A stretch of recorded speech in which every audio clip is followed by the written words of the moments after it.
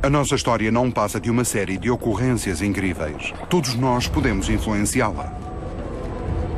Do nascimento de um império de 2000 anos ao fim de uma civilização florescente. Do gênio criativo de um punhado de homens a uma revolução global. Das mais sinistras visões totalitárias às guerras mais aterradoras. Da resistência heroica de todo um povo à vontade inquebrantável de uma minoria, a mais pequena das nossas decisões influencia o futuro da humanidade. Conhecer o passado é antecipar o futuro. 1997, no gueto do Bronx. Para evitar as patrulhas constantes da Guarda Nacional, Marvin junta-se à brigada de ataque. Há anos que o exército dos Panteras Negras se vem preparando secretamente. Amanhã vão atacar o muro. Amanhã vai ser o dia da libertação. Após a escravatura e a segregação, as populações negras da América do Norte sofreram a opressão. Arrasadas por violentos motins, as principais cidades isolaram os bairros de negros, que depressa se tornaram guetos superlotados. Verdadeiras cadeias a céu aberto foram ficando gradualmente cercadas por muros e patrulhadas 24 horas por dia. As condições sanitárias eram péssimas. À beira da explosão, os guetos são bombas-relógio no coração branco dos Estados Unidos da América. Mas nada do que acabou de ser dito chegou a acontecer. 25 anos antes, um punhado de cidadãos conduziria uma luta pacífica que acabou por pôr cobro à segregação.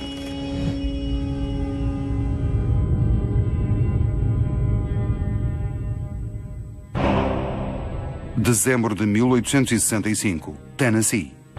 Antigos oficiais confederados reúnem-se em segredo e fundam o Ku Klux Klan. 1 de dezembro de 1955, Rosa Parks, uma negra de 42 anos, recusa-se a dar o lugar a um branco e é detida. 29 de agosto de 1963, diante de 250 mil pessoas, o reverendo Martin Luther King faz o famoso discurso do "Eu tenho um sonho". Estes três acontecimentos, intimamente ligados, são momentos essenciais na história da emancipação dos afro-americanos e vão conduzir ao fim da segregação. Vejamos como.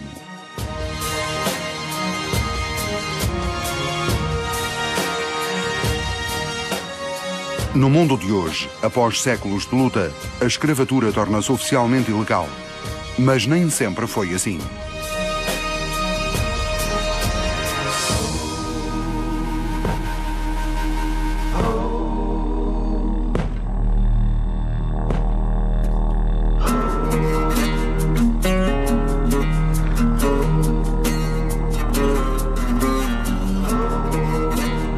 Meados do século XIX, estado do Mississippi, no sul dos Estados Unidos da América.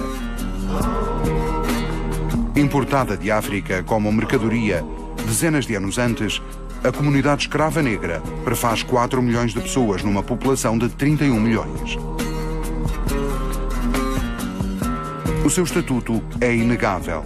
São coisas, tal como os objetos ou os animais.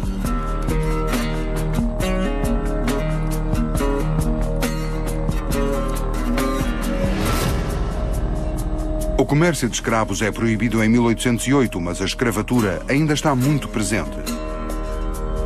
E divide o país.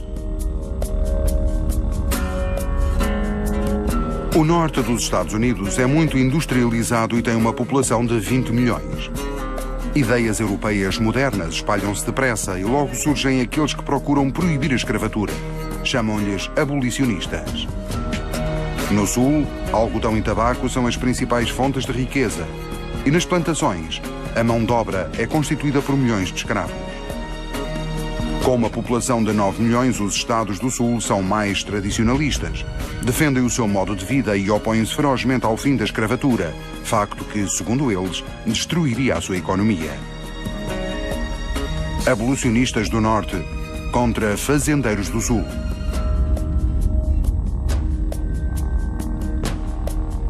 É neste contexto turbulento que emerge uma figura que será fundamental na construção dos Estados Unidos: Abraham Lincoln. Apoiante da causa abolicionista, Lincoln é considerado uma ameaça para os donos dos escravos. Os Estados do Sul declaram que, se Lincoln for eleito, eles separam-se. Por outras palavras, abandonam a União. Abraham Lincoln torna-se o 16º presidente dos Estados Unidos e o primeiro a ter de lidar com uma crise tão grave como a revolta de 7 estados. É o começo da Guerra da Secessão.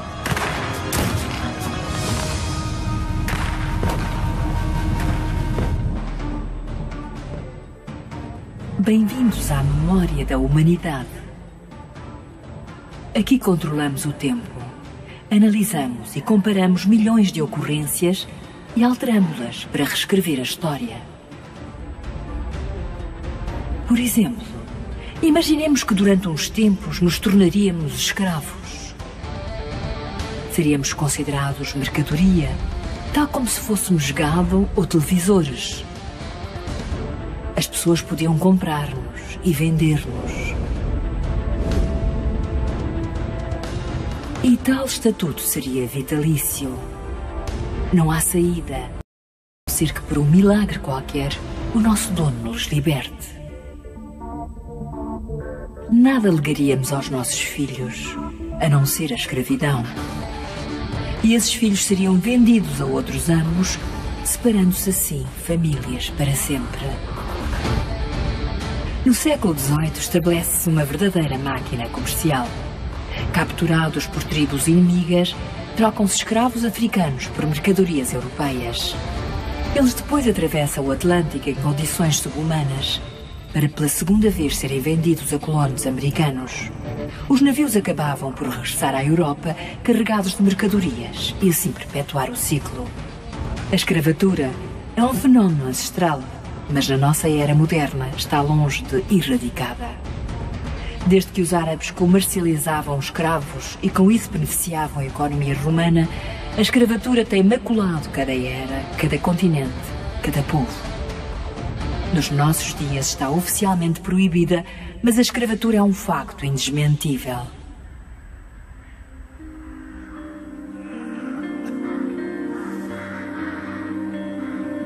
A Guerra da Secessão é uma guerra civil.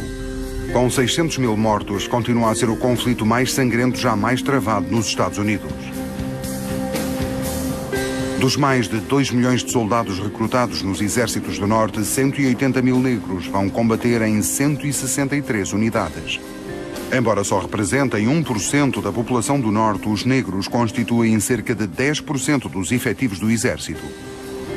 A 31 de janeiro de 1865, o Congresso aprova a 13ª emenda à Constituição para abolir sem reservas a escravatura. Meses depois, após 4 anos de luta, rende-se o último exército do Sul. A guerra terminou.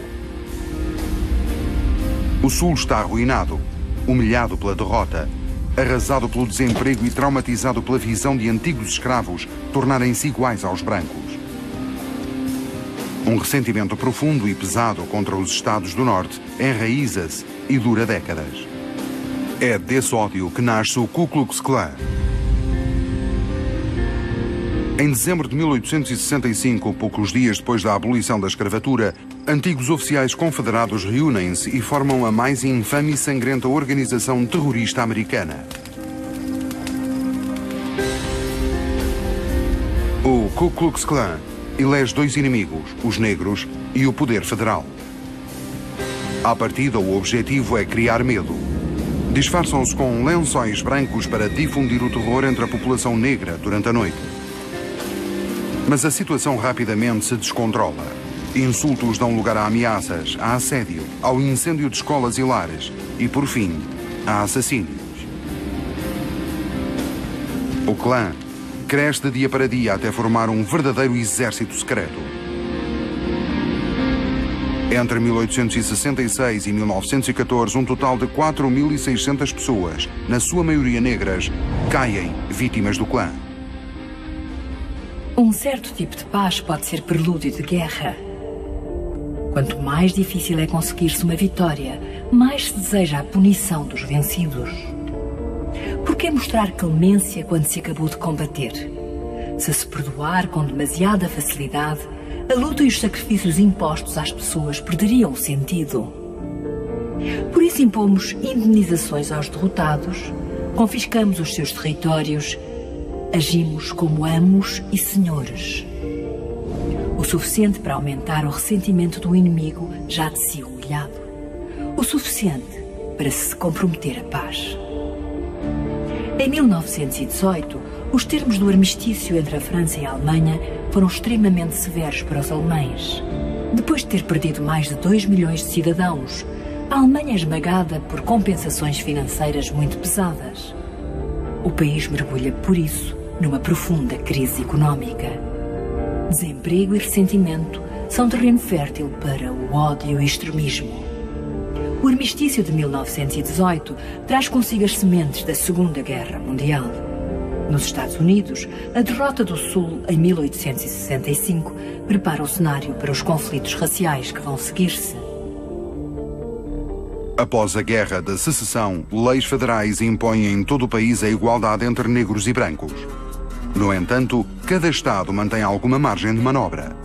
Leis regionais que podem existir a par das federais permitem mais situações. Os Estados do Sul vão aproveitar esse sistema para contornar o princípio da igualdade que lhes é legalmente imposto. Surgem códigos a cumprir pelos negros.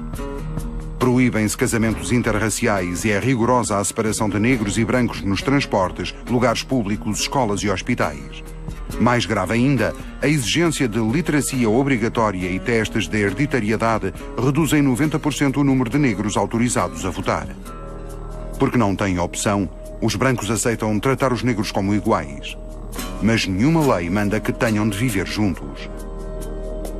Iguais, mas separados. No final do século XIX, a segregação divide o país em dois. O princípio é o seguinte: cada Estado fica autorizado a impor medidas de segregação. O único requisito, oferecer as mesmas condições aos vários grupos raciais. Por exemplo, o número de lugares sentados no autocarro tem de ser o mesmo para brancos e negros. As leis variam de Estado para Estado, e uma ação autorizada num deles pode ser totalmente ilegal no outro. Tal situação dura mais de 50 anos. Em 1954, o Supremo Tribunal decreta que tais leis são inconstitucionais. Oficialmente, deixa de haver segregação. Portanto, em teoria, estudantes negros podem frequentar escolas anteriormente preferidas por brancos. Dorothy Counts tem 15 anos. Avança por entre gritos e insultos. As pessoas cospem-lhe, atiram-lhe pedras. É um dos primeiros estudantes negros a tentar frequentar uma escola de brancos. Nenhum professor aceita dar-lhe aulas. É um confronto entre o Estado Federal e mentalidades locais. Estudantes negros são escoltados pela Guarda Nacional para simplesmente poderem estudar. Os Estados Unidos têm uma história curta e complexa.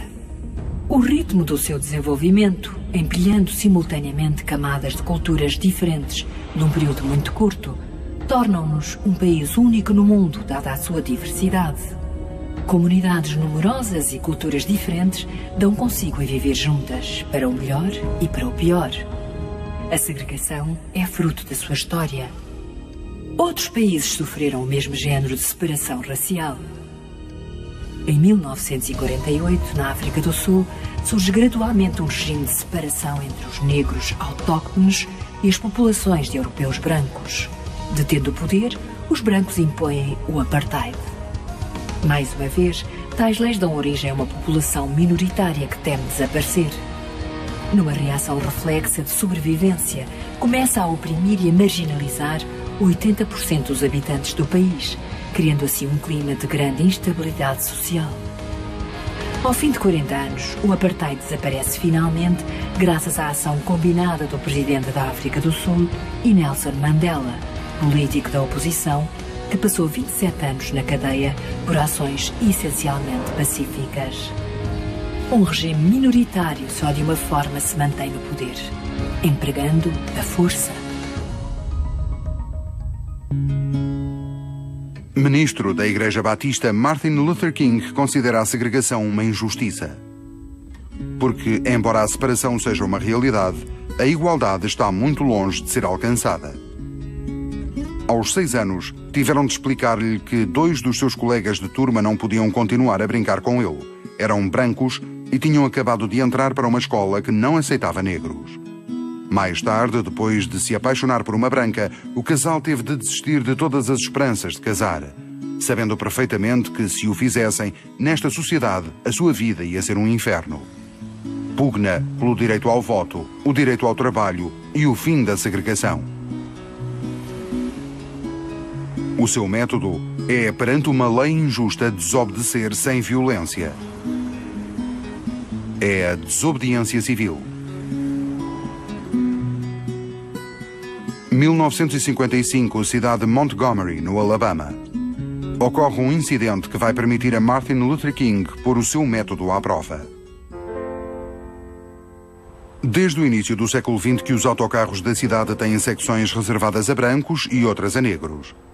Os negros têm de comprar o bilhete, apear-se e reentrar no autocarro pela porta de trás. A 1 de dezembro de 1955, Rosa Louise Parks, negra de 42 anos, entra no autocarro e senta-se num lugar reservado a negros. Quando o autocarro se enche, o motorista ordena-lhe que dê o lugar a um dos brancos que está de pé. Ela recusa-se. O motorista chama a polícia e é detida.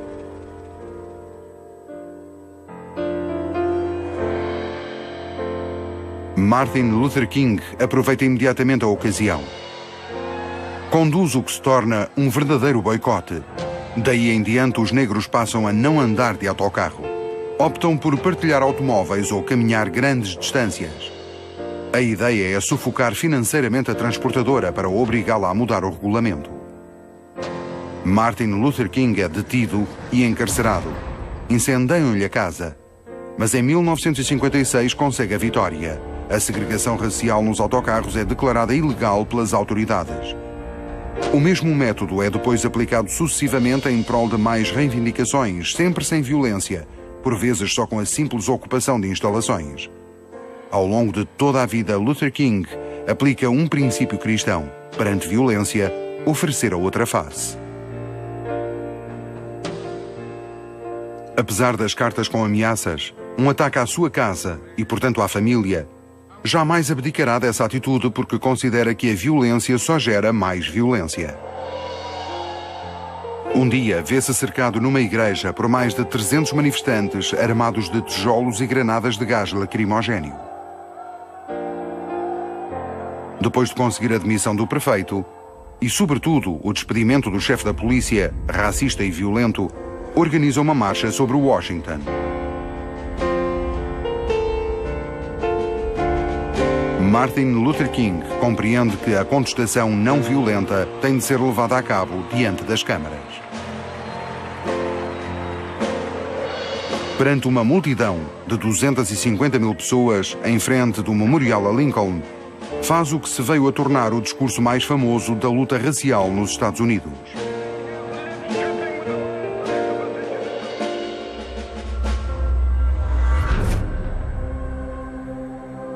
Acabamos de atingir um ponto de viragem. E um ponto de viragem é um acontecimento essencial. Uma encruzilhada em que o mundo tanto pode pender para um lado como para o outro. O reverendo Martin Luther King acaba de proferir um discurso que virá a tornar-se famoso e a marcar para sempre a nossa memória coletiva. Aos olhos e ouvidos do mundo, ele traz uma mensagem de esperança e reconciliação. As suas palavras abertas e moderadas não fecham portas, antes as abrem escancaradas. A sua visão torna possível a mudança. Inspirando-se na coragem de pessoas que ousaram desafiar a autoridade, tal como Dorothy Counts e Rosa Parks, ele permite que os Estados Unidos mudem calmamente de rumo e deixem a segregação para trás. O que teria acontecido se ninguém, ao contrário de Rosa Parks, tivesse tido a coragem de dizer não? Se não tivesse havido um Martin Luther King que tomasse a sua defesa, a situação teria piorado e só podia ter seguido um caminho. O assédio e as injustiças por parte dos brancos contra os negros teriam continuado, vezes sem conta, até ultrapassarem um ponto irreversível. Perante o desespero, comunidades negras ter-se-iam virado para líderes radicais. Teriam enverdado pela via da violência. Nas grandes cidades, os sucessivos motins de certo conduziriam a confrontos com a polícia. sangue teria exigido mais sangue. Para dominar a situação e proteger-se, a população branca provavelmente teria passado leis que impedissem os negros de sair dos seus guetos, talvez até ainda ao ponto de os encerrarem em cercas de arame farpado. A situação ter-se-ia tornado altamente explosiva.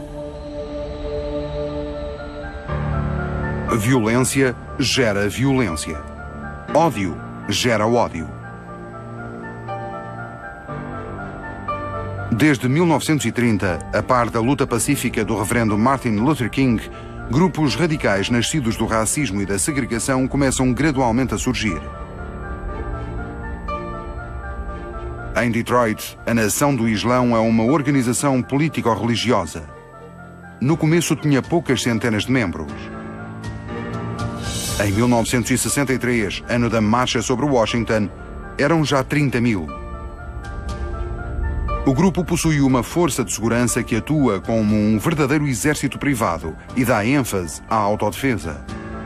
Por um lado, Martin Luther King reafirma a intenção de não dividir o país e expressa o desejo de ver uma América unida e solidária. Por outro, os brancos são considerados raça inferior, criada por um cientista negro 6.000 anos antes. São o diabo na terra. Chega a haver exigências da criação de um Estado negro no coração dos Estados Unidos.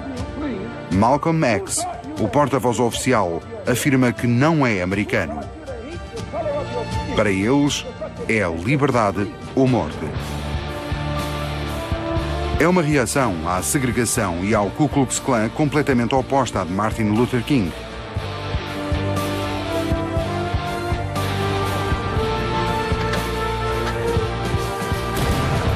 Malcolm X é morto a tiro, quase um ano depois de Martin Luther King receber o Prémio Nobel da Paz.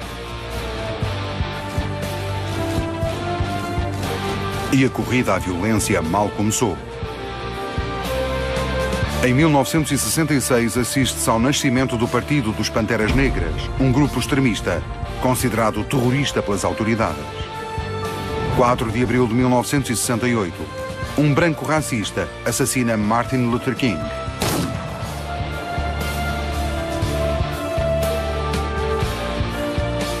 Dois dias depois, Bobby Hunter, tesoureiro dos Panteras Negras, desarmado e de mãos no ar, é abatido por 12 tiros da polícia.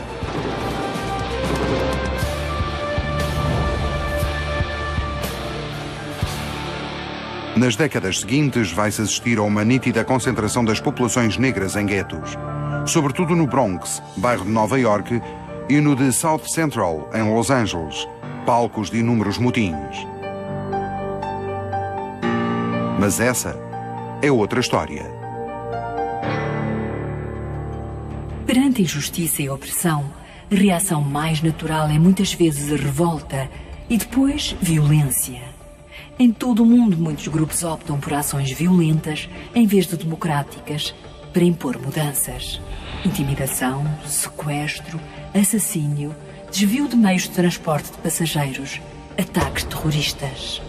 A publicidade que o terrorismo beneficia é tentadora. O efeito é garantido. Quanto maior a violência, mais o mundo a ouve. Mas ouvirá mesmo? Quantas leis se mudaram ou foram revogadas em consequência de um ataque violento? Quantos governos se demitiram em resultado do desvio de um avião? A violência é de certo visível, mas causa medo, assusta os que podiam compreender, aliena os que podiam participar. Martin Luther King, Nelson Mandela e Gandhi conseguiram mais pelos meios pacíficos do que qualquer grupo terrorista. Perceberam que o poder está na aceitação por parte do povo. Se as pessoas nos seguirem, podemos mudar o mundo. Os Estados Unidos sofreram escravatura e segregação.